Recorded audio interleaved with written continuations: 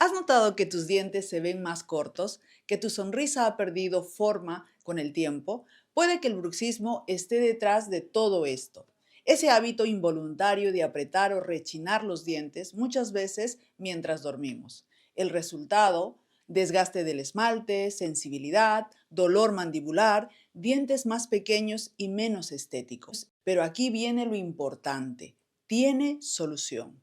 Hoy podemos restaurar el tamaño de tus dientes, equilibrar la mordida y proteger tu sonrisa con tratamientos como férulas personalizadas, rehabilitaciones estéticas y tecnología avanzada para frenar el daño.